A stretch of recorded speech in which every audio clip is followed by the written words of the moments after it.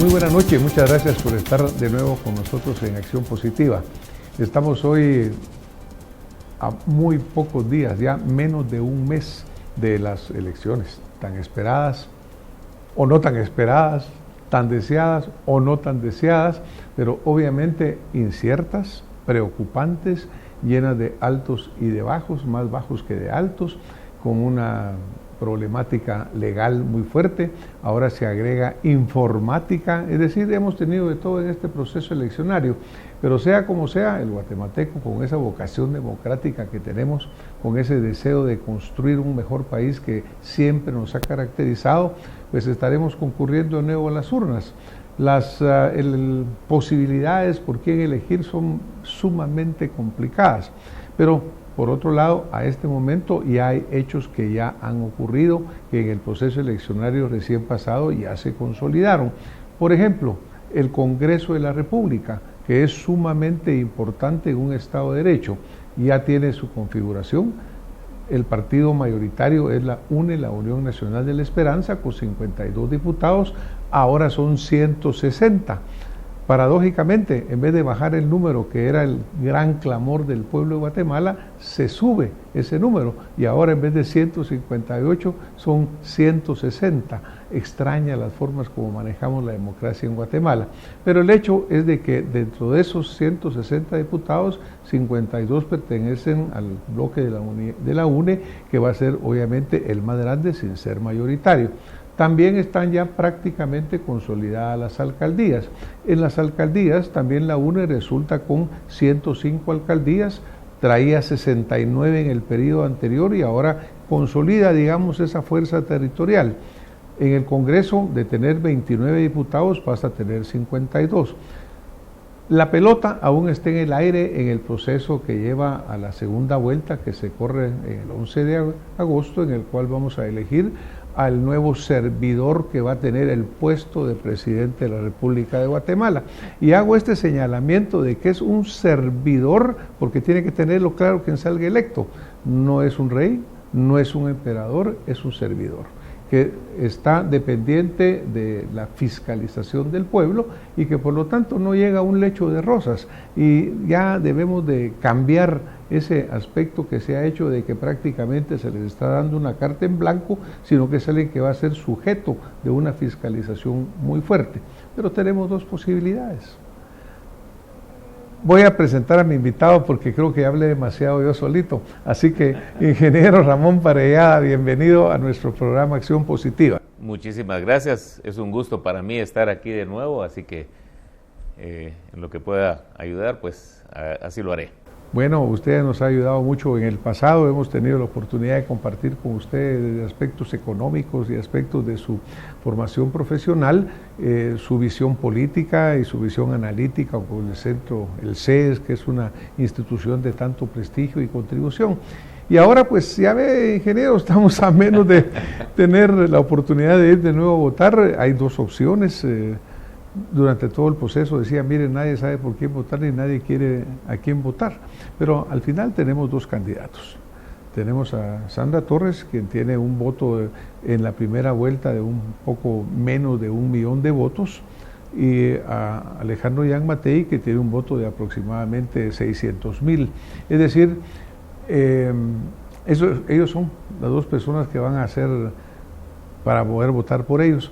Interesantemente, hace varios años, en el 2015, cuando doña Sandra también era candidata, su voto es muy parecido al que saca en esta oportunidad.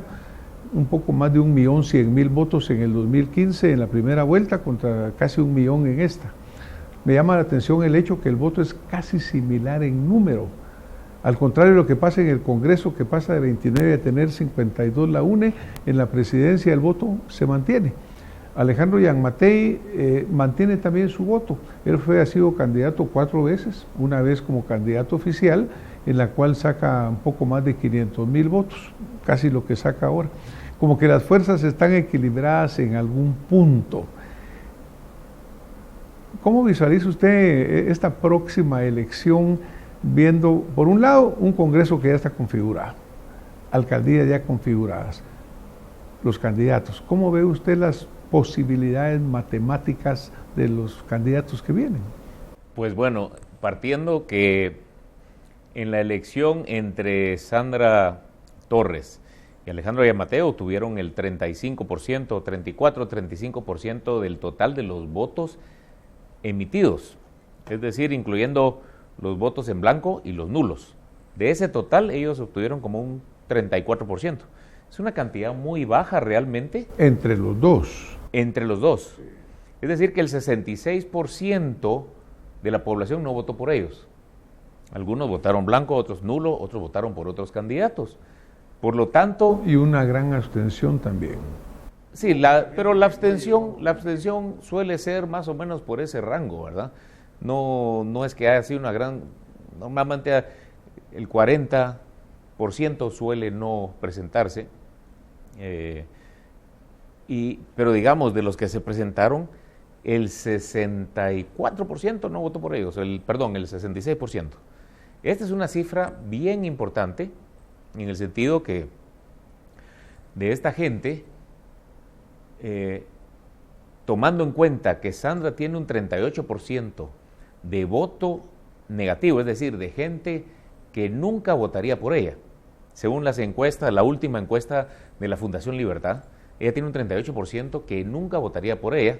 Es una cantidad muy grande de gente que diría yo, votaría por otro, pero no por ella, o prefiero no votar. Y Alejandro Yamateo solo tiene el 2% en contra de ese antivoto.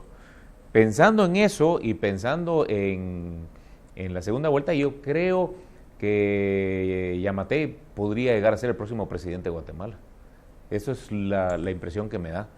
No veo que ella pueda superar mucho la cantidad de votos que tiene. Efectivamente tiene un partido súper estructurado. Ella fue la única candidata que presentó alcaldes para todo el país. O sea, tiene sus bases en todo el país y ha trabajado mucho en todo el país, pero tiene ese antivoto, ella en lo personal. Y ahorita estamos votando por las personas y lo que representan, ¿verdad? Entonces, pero principalmente por las personas. Pues es muy interesante, Ramón, porque aquí hubo tantas palabras que se utilizaron, una de ellas fue fraude, por ejemplo. Fue fraude, no hubo fraude, hubo incapacidad, hubo negligencia. El fraude empezó hoy, empezó cuando la ley se modifica. En fin, hay una serie de aspectos que tendríamos que evaluar.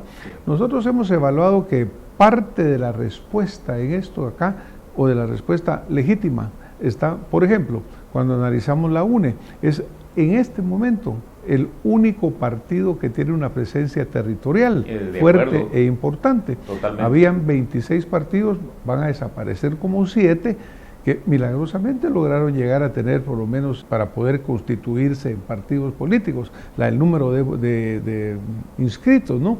Pero no tenían presencia prácticamente a ningún nivel nacional. Cuando mencionamos que de 69 alcaldías la UNE pasa a 105, de 29 diputados pasa a 52, pues eso les da mucha territorialidad.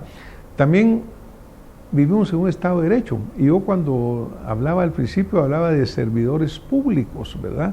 Porque en un Estado de Derecho los poderes son independientes.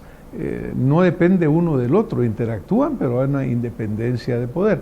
Entonces, el Ejecutivo tiene que trabajar con el Congreso, que es donde están las leyes, y el Judicial, que es el que maneja pues la aplicación de la justicia. Es decir, un sistema que no es tan fácil, pero que en muchas formas se conjuga.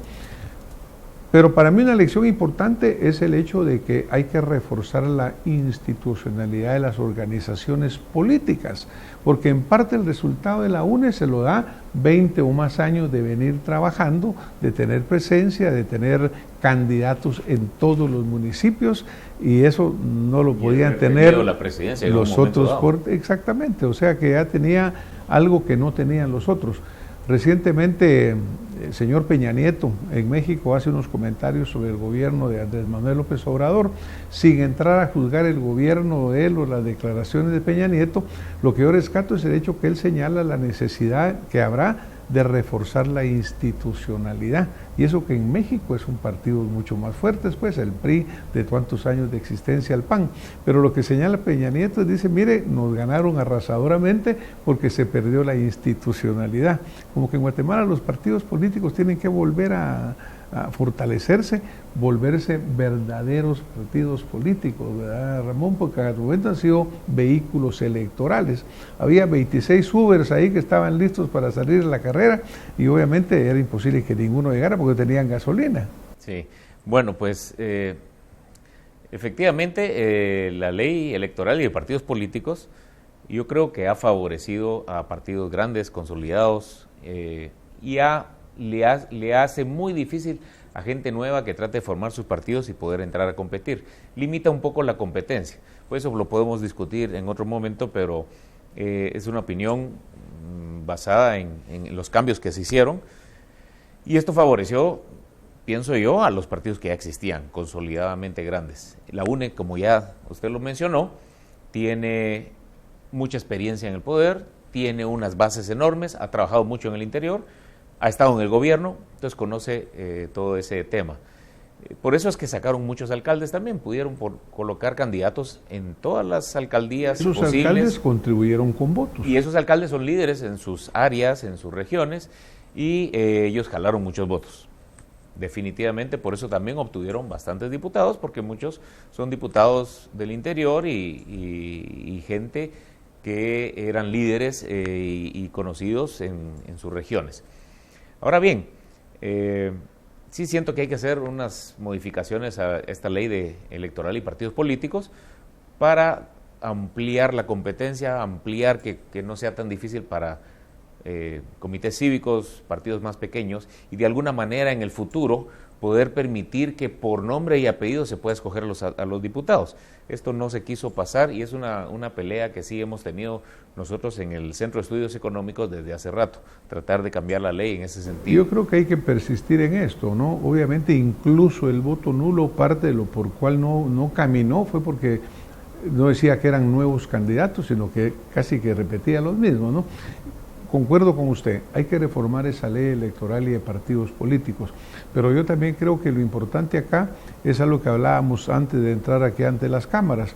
Estos gobiernos son 4 años, pero los siguientes 4 años van a estar muy pronto, muy cerca en ese nuevo periodo electoral. Exacto. Entonces, el trabajo prácticamente a nivel territorial, los partidos deberían de empezarlo ya.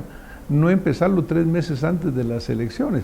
¿Por qué? Porque tienen que crear sus estructuras y eso es lo que habla pues Peña Nieto cuando dice hay que reforzar la institucionalidad, ¿no?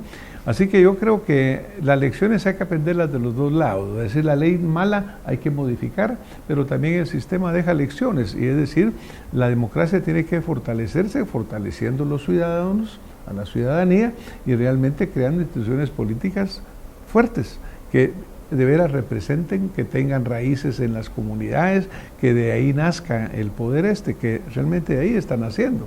Así es. Usted mencionaba que sí, los partidos tienen que trabajar en el interior, no solamente en la capital, o no solamente en el municipio o en el departamento de donde están sus líderes, sino que tienen que trabajar ampliamente. Eso es importantísimo. Pero usted mencionaba antes que estamos viviendo en un Estado de Derecho. Y sí. En teoría somos un Estado de Derecho. En teoría, yo quería comentarle que nuestro Estado de Derecho no llega a Estado de Derecho. Claro. Lo tenemos en teoría, pero tenemos demasiadas falencias. Es una materia reprobada de todos los gobiernos que han llegado, y aunque a veces se ha avanzado, pero también se ha retrocedido. Y es un trabajo que cualquier gobierno debería de hacer. Es un trabajo que nosotros como ciudadanos deberíamos de presionar y hacer independientemente de quién quede de presidente. Es un trabajo que se hace con presión, con bases, convenciendo, persuadiendo.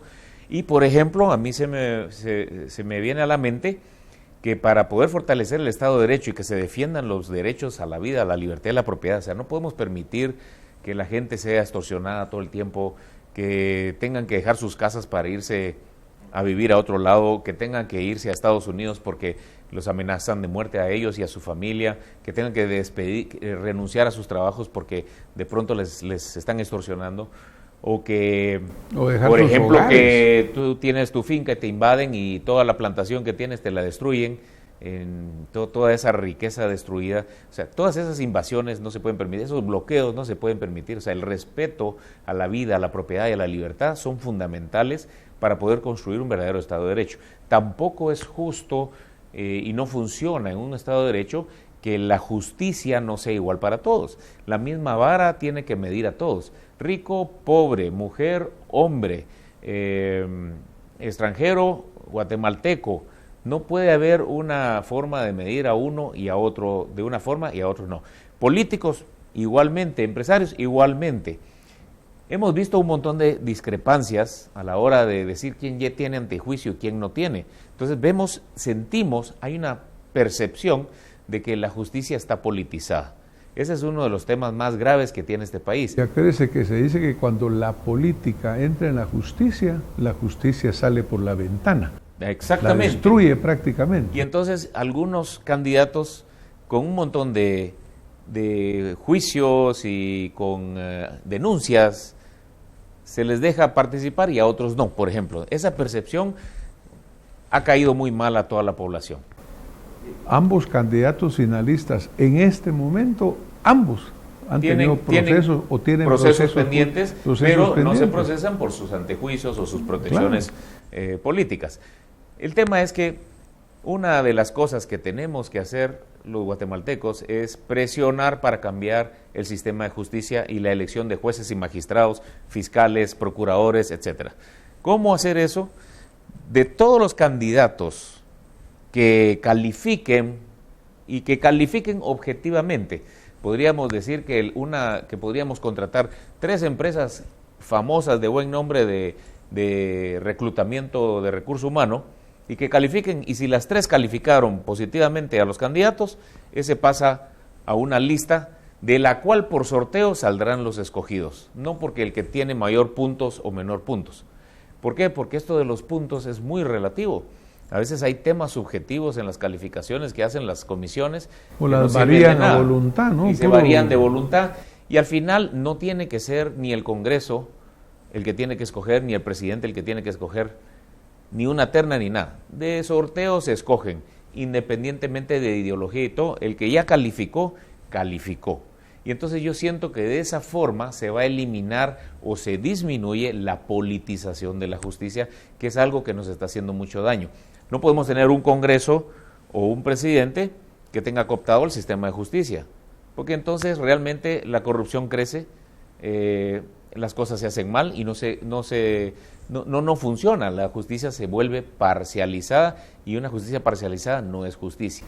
Y estamos en un círculo vicioso, porque obviamente siempre caemos en lo mismo. Pues ya ahorita están en el proceso de elección de las Cortes, ya empiezan las negociaciones, ya empieza la poca transparencia. Sí. Obviamente entender el Estado de Derecho es fundamental, porque el Congreso es clave en el Estado de Derecho. Ahorita hay creo que 117 diputados nuevos, Ramón. Quiere decir que esta gente es alguien que podría uno pensar que traen ideas nuevas, visiones diferentes. En el Congreso anterior eran 90 y no se sintieron, no hubo ningún cambio. Ojalá que ahora con que son más, pues se haya un cambio diferente, porque tenemos que entender que muchas cosas de las que hablamos, la ley electoral de partidos políticos, las elecciones de cortes, suceden en el Congreso.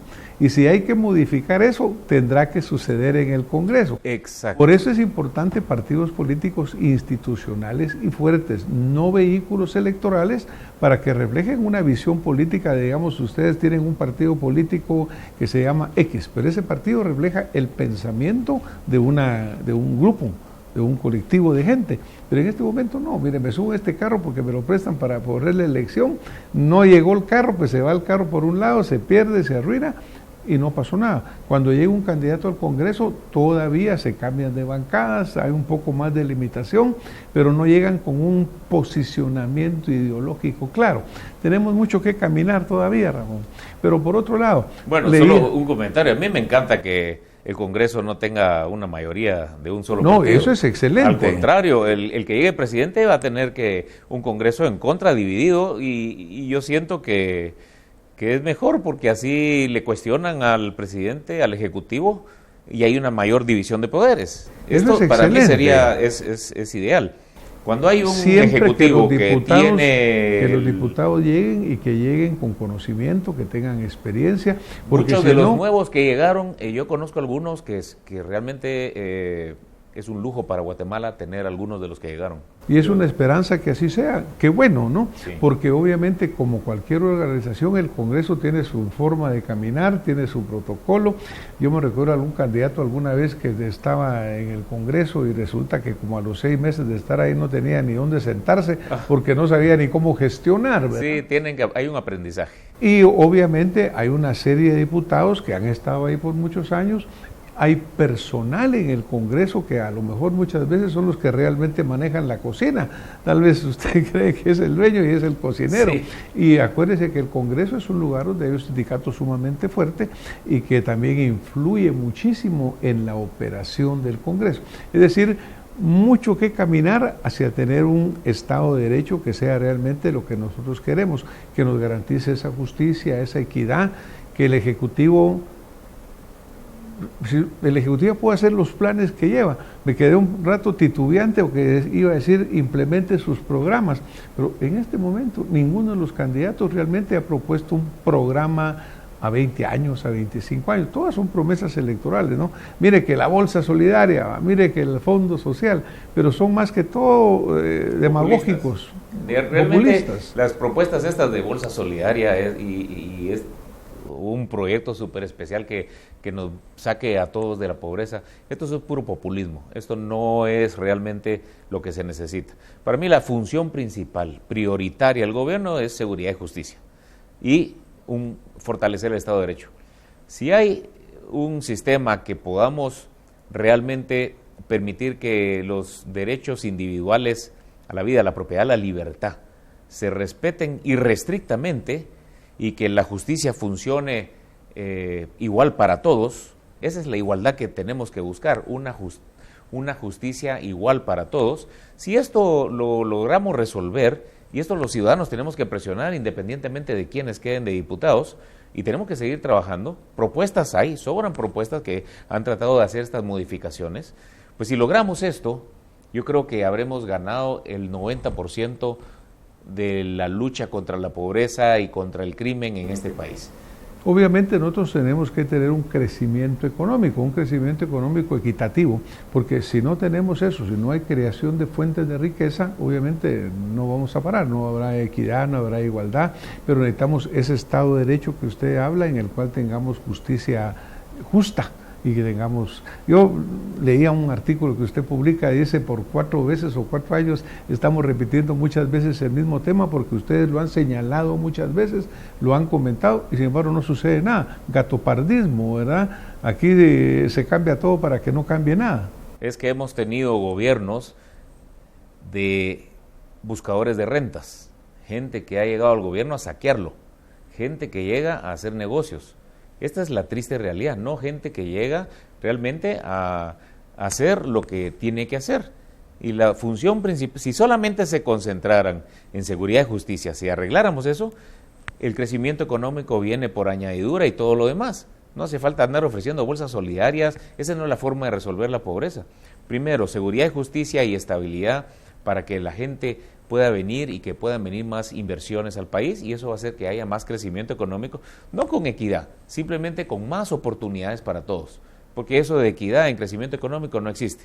Va a existir crecimiento económico que va a generar mejor nivel de vida para los más pobres y para todos, sobre todo para los más pobres, porque los más pobres porcentualmente van a verse beneficiados en un nivel mayor que los más ricos, pero digamos, la condición básica, el capital fluye como el agua, busca su nivel donde hay mayor rentabilidad y menos riesgo.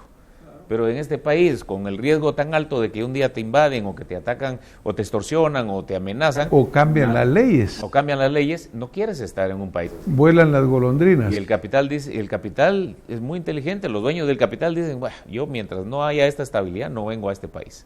Y mientras hayan estas amenazas y mientras no está claro, por ejemplo, el caso de la devolución del IVA,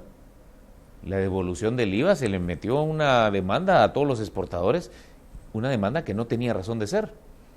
y se le acusa a los exportadores por una cuestión de leyes que ellos son responsables de que si su proveedor no pagó al fisco, ellos son los responsables por lo que hizo su proveedor. O sea, ¿en dónde, en qué país del mundo a usted lo van a condenar por lo que su proveedor haga o no, o por la responsabilidad de su proveedor? Entonces estamos actuando mal, estamos perdiendo leyes que en su momento pasaron, leyes que no debían de pasar en esa forma, porque todos estamos de acuerdo con que hay que pagar el impuesto, con que hay que pagar lo correcto, todos lo estamos, y luego gastarlo correctamente también, ¿verdad? Porque también hemos pasado por lo que usted dice, gobiernos que llegan a saquear. Ramón, nos vamos a tener que ir desafortunadamente. Sí, ¿cuál quisiera dejar usted como su mensaje clave y fundamental para nuestra audiencia esta noche? Y obviamente trasladárselo a aquellos que van a llegar a ser nuestros servidores. ¿Cuál sería en 2 minutos su mensaje? Mi mensaje es, independientemente de quién quede, nos guste o no, ya tenemos a los 2 candidatos. Yo no creo que hubo fraude, sí creo que hubo mucha irresponsabilidad, negligencia, mediocridad en la hora de transmitir la información y una serie de errores, y hay algunos errores, pero no va a cambiar los resultados. Yo diría que votemos por el candidato que nosotros creamos, que va a ser mejor para el país, pero esto es una elección de corto plazo. Esta es una elección de otros 4 años y no va a cambiar las cosas como queremos. Nosotros como ciudadanos no empezamos a trabajar y a presionar para que hayan unos cambios profundos. Uno de los cambios es el cambio al sistema de justicia. Y este cambio al sistema de justicia es cómo se eligen jueces y magistrados. No tenemos que cambiar muchas más cosas, pero si pudiéramos hacer este cambio a los jueces, de cómo se eligen jueces y magistrados para despolitizar el sistema de justicia, habremos dado un paso de gigantes. Y de esa manera habremos asegurado que nuestro Estado de Derecho empieza a mejorar.